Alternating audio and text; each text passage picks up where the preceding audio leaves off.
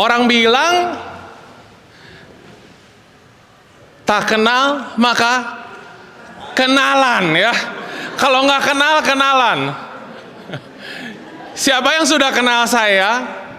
Saya berani tanya soalnya dulu saya pernah di sini ya. Berarti buat yang belum kenal, saya perkenalkan, nama saya Andi Chandra. Saya punya 1 orang istri, 1 orang putri, dan 1 orang putra, umur 13 dan umur 11, Frida, Faith, and James. Saya dulu sempat bertumbuh dan menemukan turning point kehidupan saya ketika saya bersama-sama dengan KTM Melbourne, bersama-sama melayani juga di PDKKI pada tahun 2003 sampai 2010. Di situ saya menemukan apa yang menjadi tujuan hidup saya, dan saya mengubah segala paradigma pemikiran sehingga apa yang dulu saya pandang penting dan berharga, saya dapati menjadi ternyata itu nggak terlalu penting. Ternyata itu kurang berharga dibandingkan dengan menemukan Tuhan dan mengikuti Dia seumur hidupku. Pada saat ini di dalam KTM saya melayani dalam struktural. Jadi ada pelayanan itu kan macam-macam. Ada yang pelayanan seperti tadi, singer pemusik, ada yang pelayanan pegang mic di depan, ada yang pelayanan konsumsi, ada yang pelayanan ngurus anak, ada yang pelayanan perlengkapan, tapi juga ada pelayanan dalam struktural. Jadi memegang posisi tertentu supaya komunitas dapat berjalan dengan baik. Saat ini pelayanan saya yang terutama di KTM adalah menjadi pelayan umum bagi KTM. 2022 terpilih, dan pada saat itu saya bertanya kepada Tuhan, Tuhan, saya tidak sanggup dan tidak mampu, tapi kalau Engkau berkehendak, tolong nyatakan apa yang Kau inginkan bagi komunitas ini untuk terjadi. Komunitas Tritunggal Maha Kudus pada saat ini ada di 11 negara dengan 14.500 anggota. Dan saya gentar, Tuhan, apa yang Kau inginkan? Saat itu saya mendapatkan visi ini. Saya ingat waktu itu misa di Lembah Karmel sebelum misa pengukuhan sudah terpilih. Lalu saat saya berdoa dalam misa, saya melihat sebuah visi ini beserta dengan ayat yang tentu sudah muncul di kepala kita. Pelita itu jangan ditaruh di bawah gantang, di bawah gantang, di bawah itu tutup itu ya, tapi letak di bawah gantang, tapi letakkanlah di atas kaki Dian, supaya terangnya menerangi seluruh ruangan. Pada saat itu saya langsung mendapatkan, oh, Tuhan mau bilang kalau KTM itu pelita. KTM itu nyalanya dapat menerangi seluruh ruangan, tapi haruslah dia diletakkan di atas kaki Dian supaya terangnya menerangi semua yang Tuhan ingin terangi melalui keberadaan KTM. Maka mulai 2023 kita punya tema tahunan. 2023 tema kita adalah I am KTM.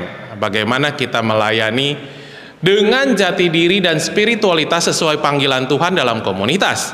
Janganlah orang KTM melayani sebagai orang bukan KTM. Jati dirinya, panggilannya, spiritualitasnya. 2024 tahun kemarin, tema tahunan kita adalah Be the Light. Jadilah terang, jadilah cahaya yang lebih bersinar. Itu bagaimana? Dan untuk tahun ini, ketika akan menentukan tema tahun ini, saya berdoa lagi dan saya dapat gambar ini kira-kira dalam batin. Apa ini Tuhan? Saya melihat ada satu sumber cahaya di depan dengan jalan yang berkelok, dan ada beberapa orang yang sedang berjalan bersama ke sana. Diskusi dengan Romo Gembala dan dengan teman-teman sesama di dalam Dewan Pelayan Umum KTM, DPU KTM, kita merumuskan bersama, kita disermen dan pilih tema bersama, dapatlah tema kita tahun ini, yaitu Walking in the light, a pilgrimage of hope. Berjalan di dalam terang sebagai peziarah-peziarah pengharapan.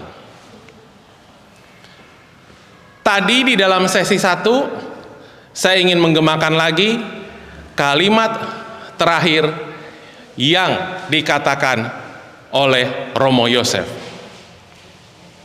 Semoga kita semua siap untuk bertransformasi. Di sini segala usia ya, dari yang kecil sampai yang sudah senior. Tapi masing-masing mungkin datang dengan pengharapan, dengan visi yang belum tentu sama. Maka untuk menyamakan saya ingin tanya dulu. Tadi di toilet saya sudah ketemu sama Om Irwan. Saya bilang, Om Irwan, ini sudah umur berapa Om? Kepala 8 ya? Sudah? Oh belum? 7? 79, wah. Sudah umur 79 ini Om Irwan dan Tante Oli ini pembimbing rohani saya dulu sampai sekarang dan juga maha hadir. Jadi saya lihat di Bandung kok ada, kemarin di Melbourne kok ada, sekarang kesini saya mau pulang kok ada. Kayak saya pulang dia ada juga nanti di Bandung ya. Tapi mungkin saya pengen coba tanya sama teman-teman yang lain. Eko, apa harapanmu? Ketawa dia. Apa harapanmu, Eko? Kenapa Anda mau datang rekoleksi ini? Harapanmu apa? Harapan, ya. Thank you buat pertanyaannya. Harapan saya simple sih, coba refreshing apa aku dan juga mungkin apa yang Tuhan mau sih lagi refreshing. Luar biasa. Digeser, itu Geser. ada di kiparnya coba. Oke. Kalau saya diajak, dia ngasih tahu, diajakin ke sini ya sambil inilah mau refleksi my faith. Diajak, yang ngajak siapa? Nih sebelah mau di ini juga, boleh. Oke, nggak apa-apa. Diajak Cici judulnya ya. Saya mau tanya lagi sama yang mana ya? Siapa yang mau menyampaikan kira-kira kenapa hari ini datang? Beta mah nanti maju ke depan. Nggak perlu ditanya kalau beta. Saya tanya Christina aja. Ini yang ulang tahun, hadiah ulang tahun.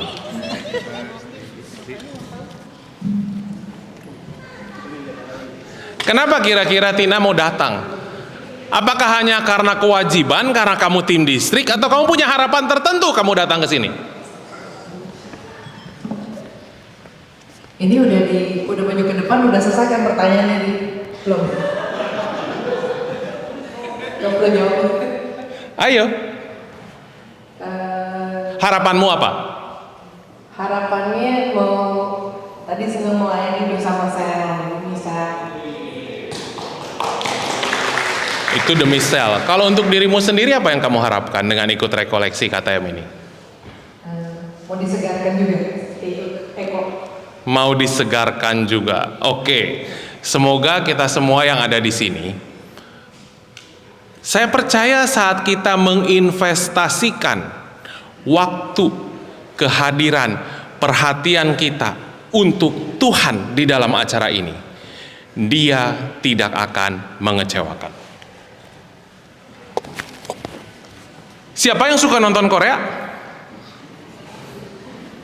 Jangan malu-malu, saya juga suka. Hobi saya di rumah itu nonton Korea sama istri saya. I'm serious. Tapi kalau yang ini saya nggak nonton. Yang nonton siapa? Judulnya apa? Queen of Tears, betul ya. Ada sebuah drama. Saya mengutip dari kata-kata Bishop Robert Barron. Dia adalah seorang pengajar yang luar biasa di Amerika.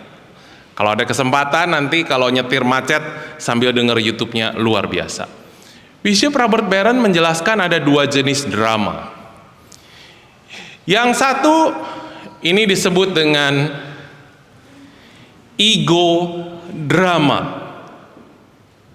ego drama, di mana kita yang jadi sutradaranya dan kita juga yang menjadi pemeran utamanya, di mana di dalam drama ini kita akan menginginkan dan merancangkan segala sesuatu yang indah, yang baik, yang nyaman, yang aman, yang enak bagi diri kita sebagai pemeran utamanya.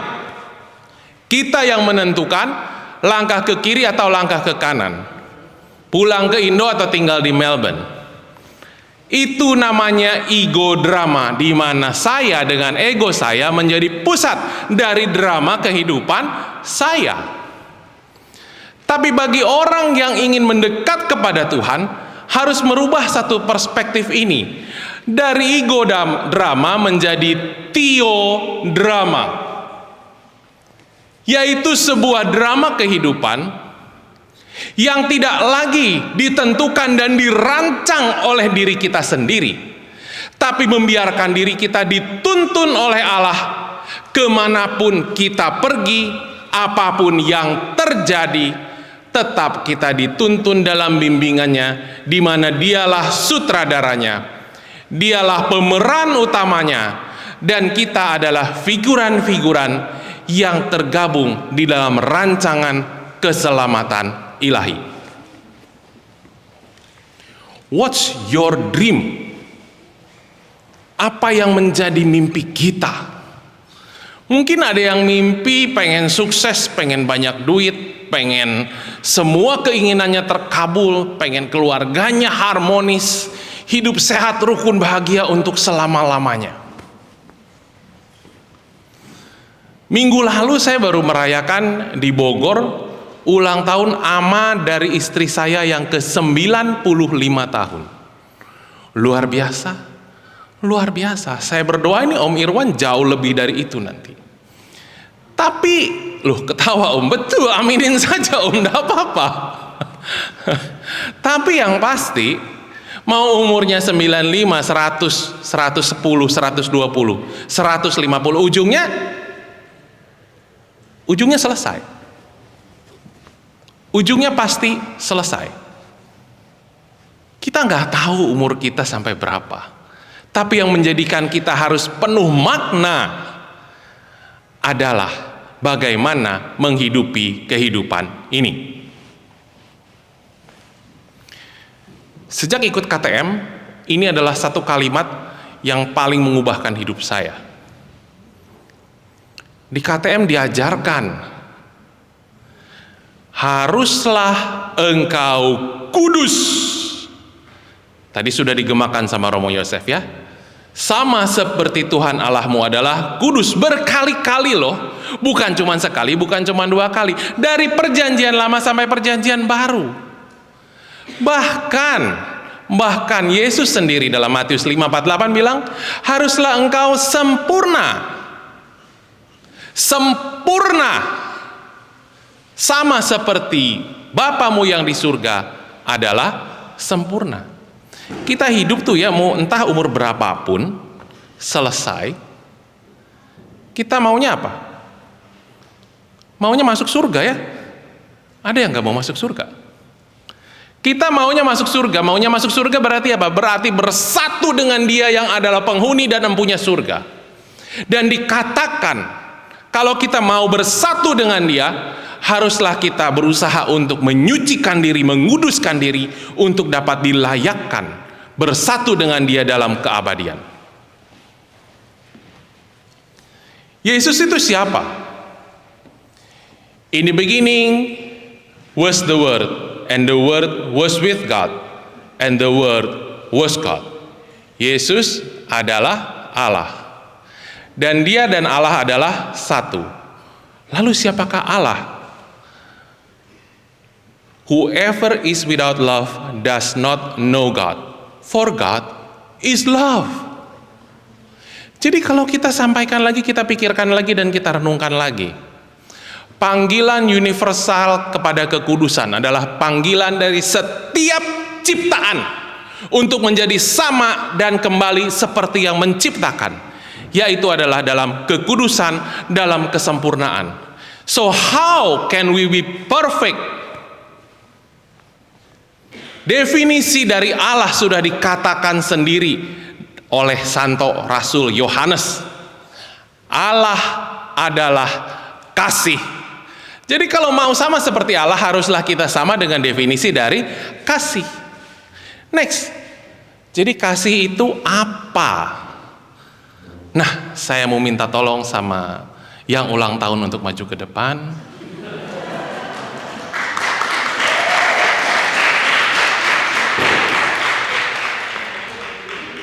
Ini hadiah ulang tahun, nggak boleh ditolak. Dan kalau mendefinisikan cinta, jangan sama saya di depannya, sama pasangannya. Mana pasangannya?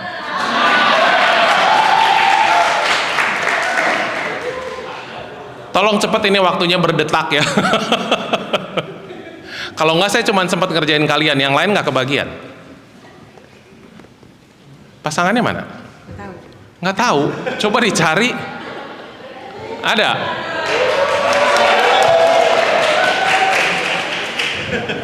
Loh, tahu-tahu ada muncul. Nah, di sini ya. Di sini. Nah, pakai. Ini teman ngobrol saya pagi-pagi. Berhadap-hadapan kayak waktu mau merit. Nah. Wah, keren tulisannya What is Love, hari ulang tahun lagi ya. Padahal suaminya kagak romantis yang gue tahu.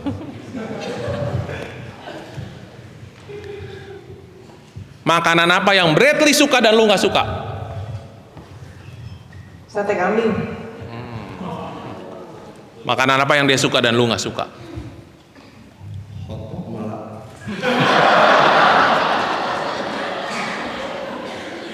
Biasa misa di mana? Ini nggak ada di skenario pertanyaannya.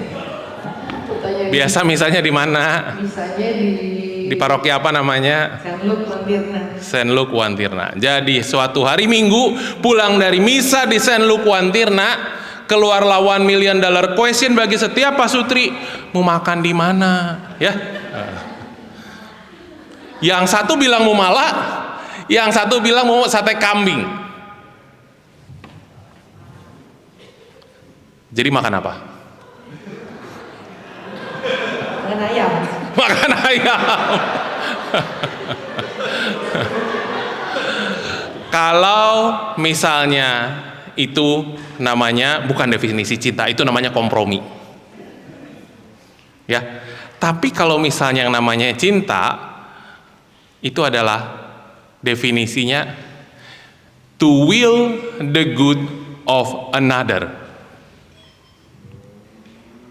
To love is to will the good of another. It's never about me, it's always about the one, the object of my love. The one that I love.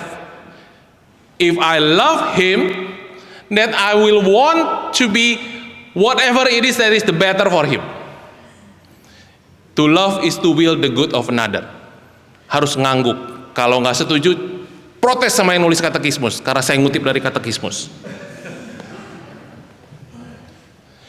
Jadi kalau misalnya cinta, berarti itu Tina akan bilang, ya udahlah Brad, kamu mau malak, kita pergi makan malak, walaupun gua nggak suka.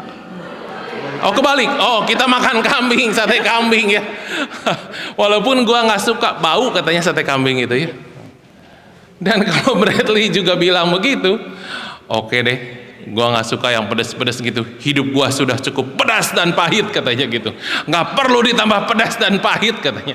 Tapi if that is what you want honey, oke, kita makan malak.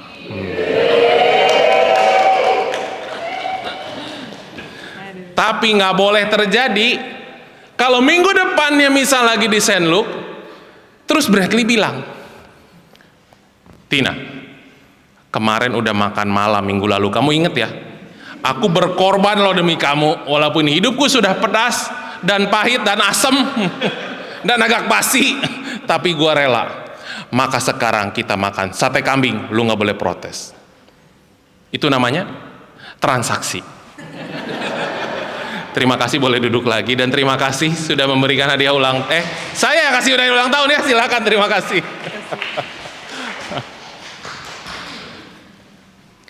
Ini definisi standar dari cinta menurut katekismus. Jadi kalau cinta itu menginginkan yang baik bagi orang lain. Kasih itu akan selalu bergerak keluar. Akan bergerak keluar dari diri kita. Sama seperti kasih Yesus.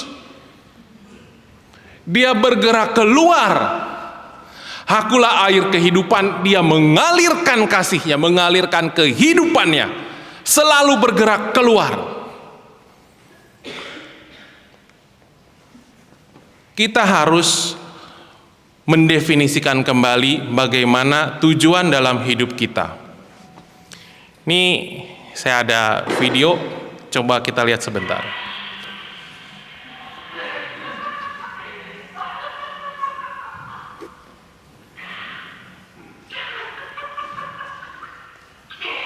Kelihatan ya lagi ngapain?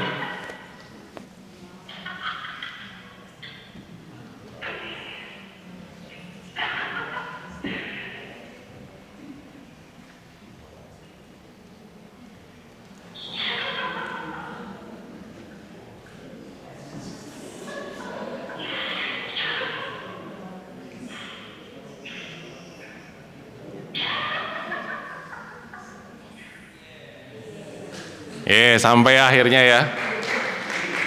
Itulah definisi yang bisa kita bawa pulang untuk mengingat-ingat apa itu berjuang mencapai kekudusan. Pulang dari sini jangan lagi hanya berpikir bagaimana hidup saya lebih diberkati. Jangan lagi berpikir bagaimana hidup saya menjadi lebih mudah. Jangan lagi berpikir bagaimana hidup saya lebih nyaman. Tapi berpikirlah untuk menjadi lebih serupa dengan Tuhan yang adalah kasih, di mana kasih itu selalu bergerak keluar dari diri kita. Bergerak dalam kekudusan tuh kayak naik eskalator ke atas. Surganya di atas. Kita naik eskalatornya. Tapi eskalatornya turun ke bawah. Sehingga kalau kita bergerak dengan kecepatan yang lebih, jangan ngomong diem ya. Kalau diem ya udah jelas kitanya makin lama makin mundur. Tapi kalau kita bergerak pun, tapi geraknya malas-malas. Aduh capek ikut komunitas, banyak aturannya. Aduh nyebelin orangnya, mukanya sepak. Aduh banyak tugasnya, mendingan gue di rumah nonton Korea. Jalan sih jalan. Tapi kalau kecepatan jalan kita tidak lebih cepat daripada kecepatan eskalator turun, tetap kita akan mendapati diri kita berada di posisi yang lebih bawah. Untuk ikut Tuhan tuh kita harus punya sebuah motivasi dan keyakinan.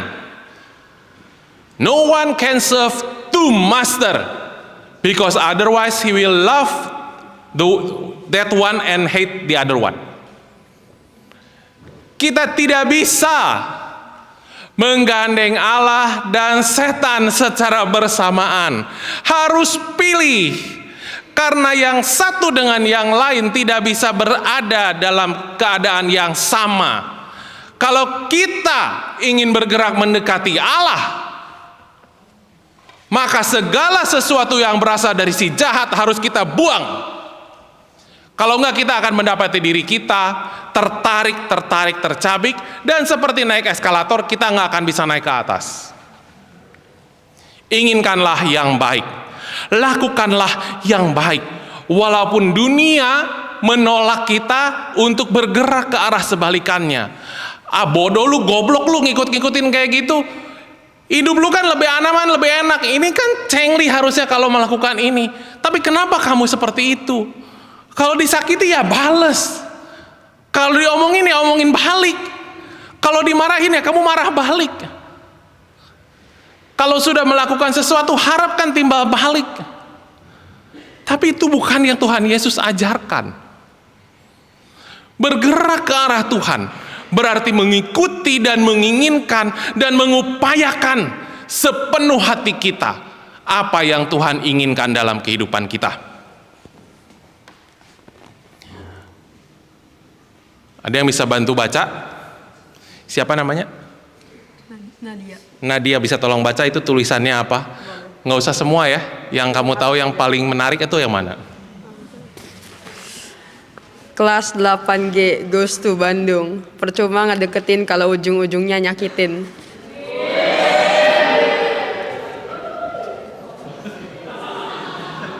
Thank you Nadia. Ini saya suatu hari lagi jalan di Bandung. Tiba-tiba ada bus begini lewat. Saya langsung bilang sama istri saya, yang cepetan ambil kamera di foto. Karena saya percaya ini suatu saat bakal saya pakai di pengajaran. Dan ternyata kejadian ya. Ini bukan buat-buat, bukan bikinan AI, tapi kenyataan berseliweran di tengah kota Bandung.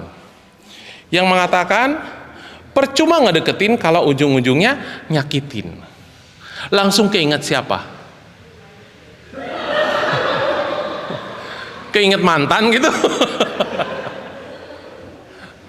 Iya, kalau dia disakitin ya putus, cari yang baru gitu ya. Tapi yang saya ingin katakan adalah tentang KTM. KTM adalah sebuah komunitas. Tadi kan kita walking in the light, kita mau berjalan bersama-sama kepada satu tempat tujuan yang sama. Nyari orang buat masuk sel tuh nggak gampang. Nyari orang buat pelayanan lebih susah lagi. Udah jelas-jelas ini hari apa? Hari Sabtu. Enakan di mana? Enakan di rumah. Pakai selimut di winter, makan popcorn sambil nonton film Korea. Apa nggak lebih enak? Disuruh datang jam 7:30, angkat-angkat speaker. Nyari orang itu sulit, ngajakin orang pelayanan lebih sulit lagi. Maka harus ingat bagaimana sih supaya kita berkomunitas dengan lebih baik. Ada beberapa tips yang akan kita bawa pulang bersama-sama. 1, menyatukan hati. Bagaimana supaya komunitas bisa sungguh-sungguh memberkati orang. Ini kisah si lumpuh yang mau diturunin dari atap ya. Kita juga pengennya nolong orang. Ada si A, si B, si C dalam kehidupan kita yang kita tahu kalau dibawa ke hadapan Tuhan Yesus akan memperoleh pemulihan, pemenuhan, dan dia akan sembuh. Dia akan pulih. Tapi nolong itu orang segede-gede gitu nggak mungkin diangkat sendiri ya. Apalagi di dalam kisah Injil ini sudah penuh, tidak ada tempat untuk bisa mendekati Tuhan. Jadi naik ke atap, diturunin dari atap. Coba bayangin di atas itu atap. Kita lihat di atap ya. Tuhan Yesus lagi bicara di depan. Ruangan ini penuh, pintunya ketutup. Ada si lumpuh yang mau dibawa sama 4 orang temannya, dibawa ke Tuhan Yesus. Mereka naik ke atap, mereka bolongin atapnya. Tapi kalau di antara beberapa orang teman yang menurunkan itu tidak menyatukan hati, yang satu mau nurunin cepat-cepat, yang satu bilang turuninnya pelan-pelan, yang satu bilang bentar gue bales WA istri gue dulu. Kira-kira si lumpuh jadi apa? Jadi si mati kata saya. Lah udah lumpuh jatuh ke bawah mati kayaknya itu kalau jatuh dari segitu ya. Maka kalau kita bilang kita komunitas ingin memberkati orang lain, ingin menolong orang lain, satukan hati. Jangan jalan sendiri-sendiri. Jangan saling mencemooh. Jangan saling gak suka. Satukan hati. Satu tubuh Kristus itu punya banyak anggota tubuh dan kita semua anggotanya. Fungsinya beda-beda. Karunia dan talentanya beda-beda. Panggilannya beda-beda. Perutusannya beda-beda untuk setiap masa. Saat si A jadi pelayannya, dengerin pelayannya. Saat si B yang jadi pelayanannya, dengerinnya si B. Jangan udah lewat masa jabatan masih pengen didengerin. Itu konyol namanya. Yang kedua, improve your perspective. Apa maksudnya? Siapa yang di sini yang nggak kenal sama Ibu Oli? Ada yang nggak kenal nggak? Kenal semua tante. Kalau ada yang nggak kenal sama Ibu Oli, lalu saya bilang, Tante Oli itu pedit. Tante Oli itu jutek. Tante Oli itu saya pernah lihat waktu itu keluar dugem malam-malam.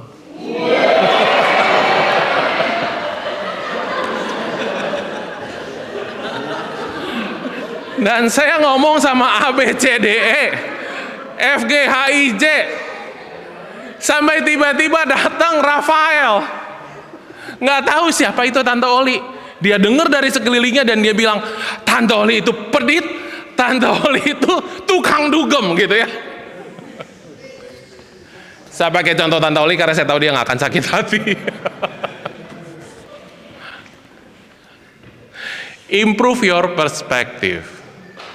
Belajar memilah mana yang perlu didengarkan dan mana yang tidak. Dan belajar untuk berbicara dengan baik, bertanya dengan baik. Setiap koin itu punya dua mata sisi.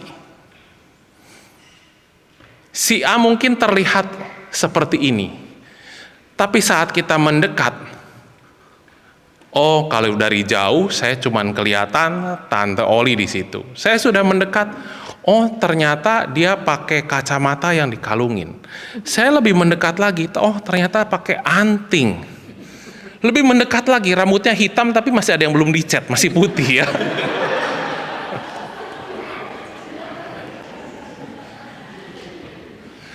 Semakin kita mendekat kepada seseorang, semakin kita mengenal orang tersebut, semakin kita memahami bagaimana sifat, perilaku, kebiasaan, dan mengapa dia melakukan suatu tindakan.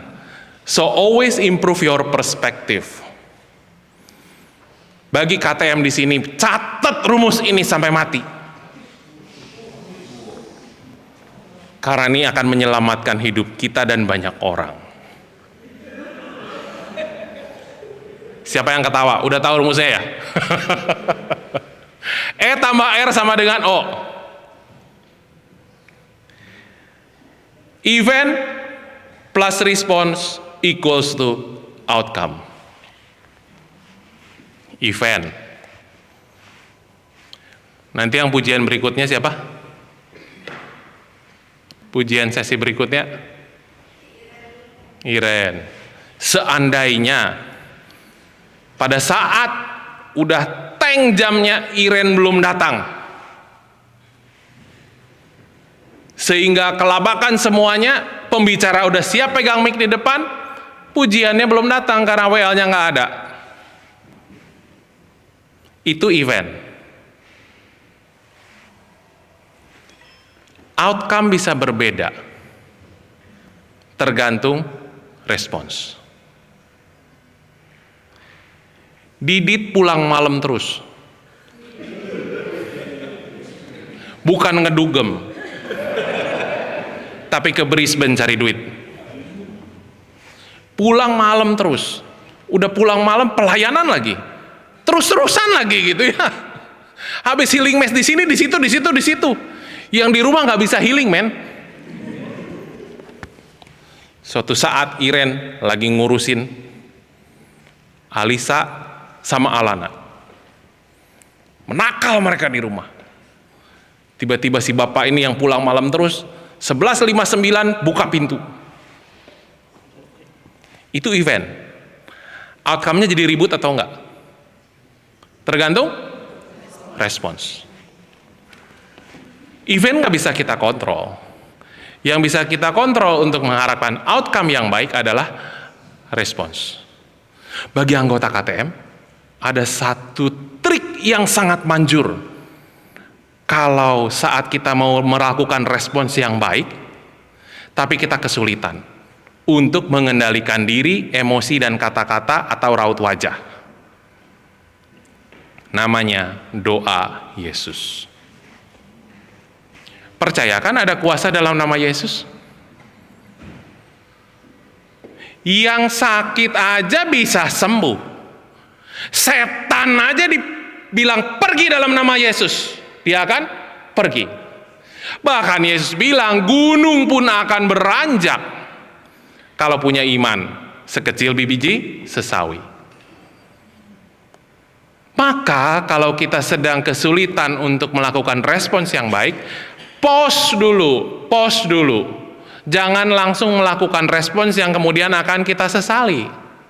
Doa Yesus, Yesus, Yesus, Yesus, supaya turun. Emosi turun. Kata-kata yang diucapkan saat emosi 99,9% adalah kata-kata dan reaksi yang salah. Kalau sudah doa Yesus, biarkah dalam nama Yesus respons yang kita keluarkan akan membawa hasil yang terbaik. Membedakan juga mana pelayan dan mana majikan. Kalau kita di KTM tuh nggak ada pemimpin, adanya pelayan. Melayani siapa? Melayani umat dan kebutuhan orang lain, bukan melayani kepentingan dan keinginan diri sendiri. Melayani siapa? Melayani kehendak Tuhan, dan bukan maunya saya harus ke kiri atau ke kanan. Kalau enggak, posisinya kebalik.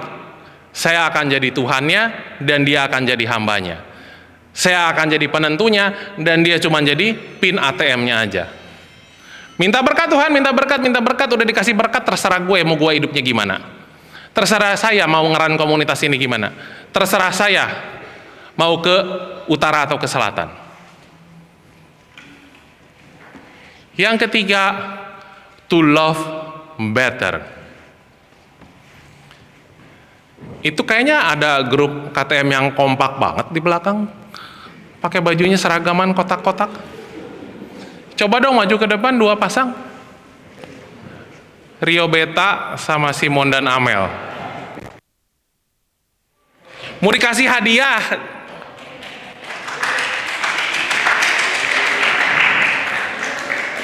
Ayo jangan ragu-ragu untuk maju ke depan. Saya udah dikasih tanda 15 menit lagi nih.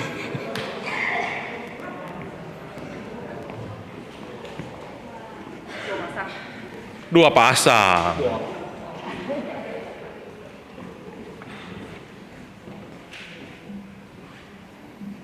Ntar gue cek contekan dulu.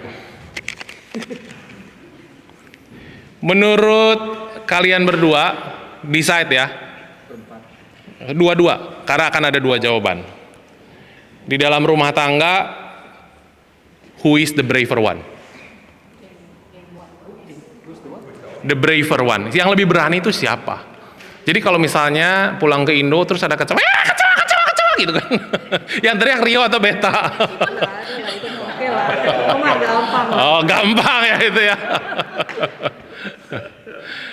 Yang lebih berani itu kira-kira Rio atau Beta? Menurut kalian? Susah ya, pikir dulu. Simon lebih berani. Iya. Oh, ini waktu berjalan. Pilih satu. Mau yang mana? Nanti dapat hadiah. Rio lebih berani ya. Oke. Siapa yang lebih berani? Siapa yang lebih happy? Di antara kalian berdua. Beta lebih happy. Amel. Wah, ini Pak Sutri bagus banget ya. Dan siapa yang lebih kuat? Rio lebih kuat.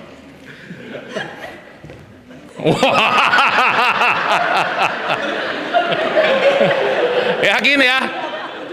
Hadiah yang lebih kuat. Ini lebih kuat. Ini. Siapa tadi yang lebih berani? Rio juga ya. Nih hadiah buat Rio. Hadiah buat yang lebih berani. Satu lagi yang lebih happy. Oh, buat ceweknya, kebagian bagus. Coba boleh dibaca. Yang lebih berani itu artinya apa? Yang mana? The bravest one. The first person to apologize is the bravest. Mon, who is the strongest one? Itu mic-nya dikasih. The first to forgive is the strongest. Satu lagi, terserah barengan boleh. And the first to forget is the happiest. Oke, thank you ya, silakan duduk.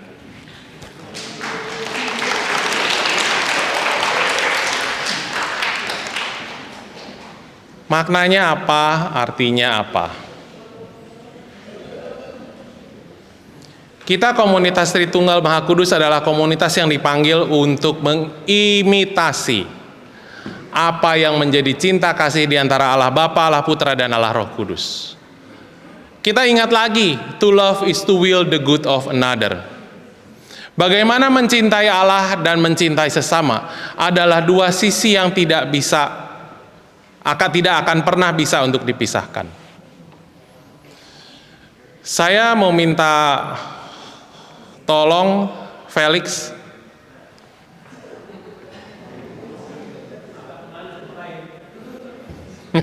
langsung nyanyi.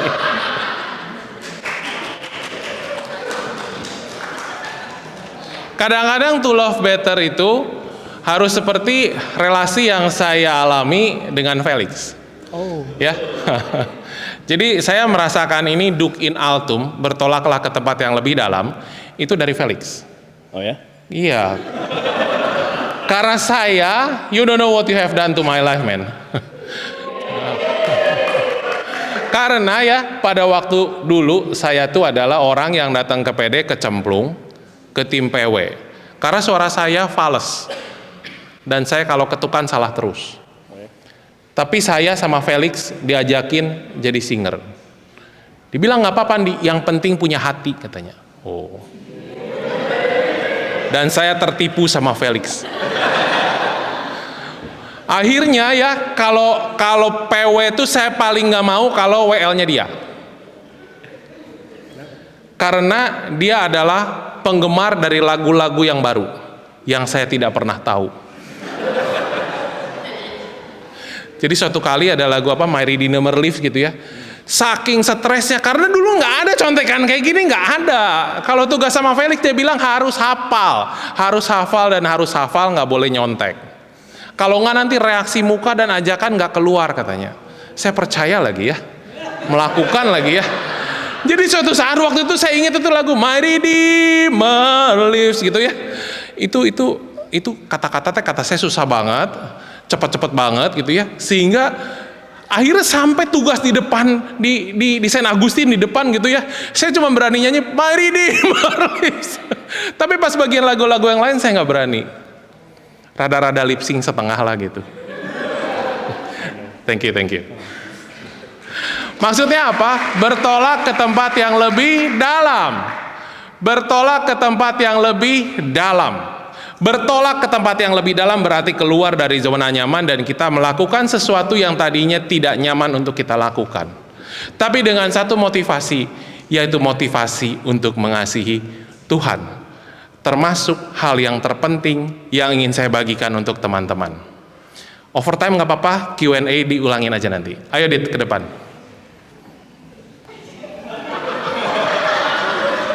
Makanya kalian harus pilih-pilih kalau cari pembicara. Kalau pembicaranya kenal, nanti satu-satu dikerjain ya. Pakai mic.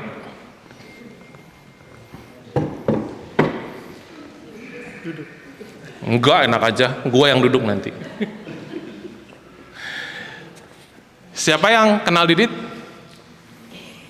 Siapa yang kenal baik dengan Didit? Oh, cuman sedikit.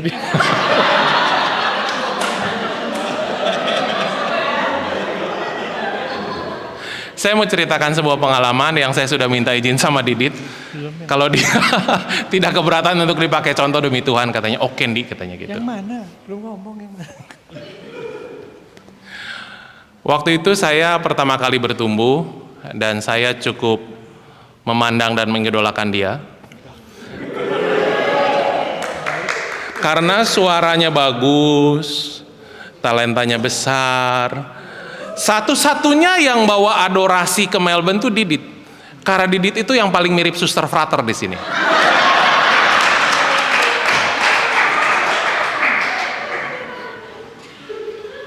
Sampai satu saat dia jadi seksi acara dan saya jadi ketua panitia. Ketika itu saya berpikir, wah ya udah Didit aja lah, aman gitu ya. Tapi dulu tuh di dalam waktu zaman dulu saya tuh suka dibisikin suatu kalimat, katanya kalau acara besar siap-siap, biasanya selalu ada perselisihan katanya, yang besar terjadi sekali lah minimal katanya. Dan waktu itu terjadi perselisihan antara saya dengan teman sel saya, dan ada perselisihan yang lain, dan ada satu momen di mana saya kecewa sama Didit. Saya sampai akhirnya waktu itu ada momen setelah retret selesai, kita mengadakan rekonsiliasi tim. Karena banyak yang saling terluka satu sama lain ya. Jadi waktu itu katanya yang mau mengampuni basuh kaki ya, yang mau mengampuni itu yang basuh kaki dulu ya. Nah, jadi coba boleh duduk sekarang.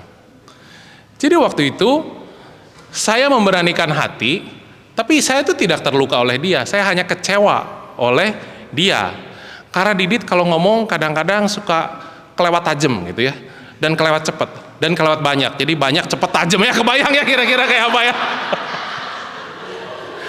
Tapi hati saya terluka, karena idola saya kok begini ya gitu ya. Jadi saya datang, saya berlutut, saya bilang, Didit, gue mau memaafkan lu. Diditnya syok, emang gue ngapain lu gitu ya. Tapi pada saat itu, ketika ya Didit oke gitu kan, terus kan gantian, gue yang duduk. Gantian saya duduk ya, kamu nggak usah berlutut. Saya nggak pernah lupa sampai detik ini. Itu momen pertama ketika saya dibasuh kaki balik oleh Didit, dan punggung kaki saya dicium oleh mulutnya. Buat saya itu pengalaman di mana orang kalau tulus ingin mengasihi, padahal dia nggak ngerasa nyakitin saya.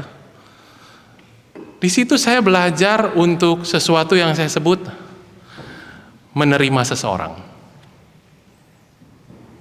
Kalau kita berkomunitas, kita tahu orang punya kelemahan, kita akan berusaha untuk menerima dia.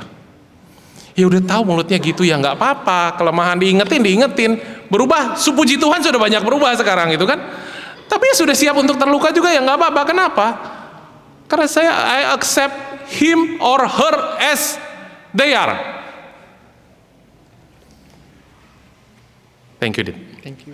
Dan itu saya bawa ke dalam pelayanan-pelayanan saya ke depan.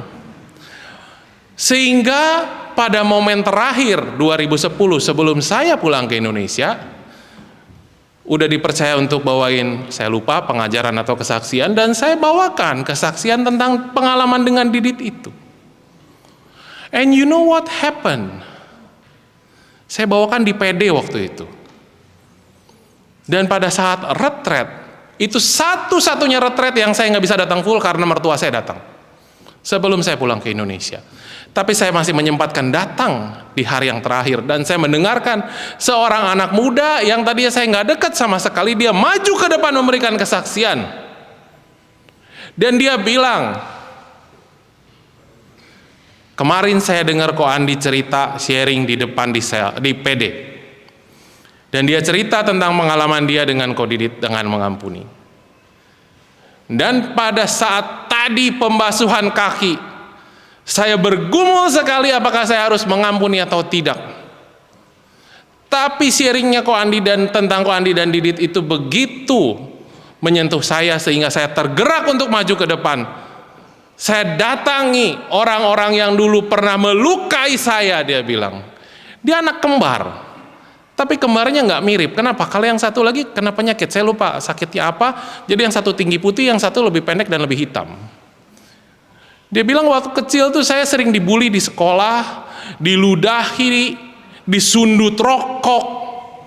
Tapi pada momen itu dia memutuskan untuk mengampuni dan dia mengalami pemulihan. Yang saya lakukan sama Didit nothing. Tapi dari hal yang masih bearable ini, kita lakukan, ternyata memberkati orang lain. Coba bayangin kalau saya nggak pernah basuh kakinya Didit, saya nggak pernah ngerasain punggung kaki saya dicium sama Didit, saya mungkin makin lama makin sebel lihat Didit gitu ya. Tapi accepting everyone as they are, ada kelebihan, ada kekurangan. That's what God did to us. Siapa di antara kita yang nggak punya kelemahan dan nggak punya kekurangan? Siapa di antara kita yang bisa 100% menjaga kata-kata yang keluar dari mulut kita? Siapa yang di sini tidak pernah melakukan dosa, tidak pernah melemparkan batu merajam kepada orang yang berdosa? But God still love us and accept us as we are. And that is our call. Before we can love other, before we can serve other, love among ourselves. Tuhan memberkati.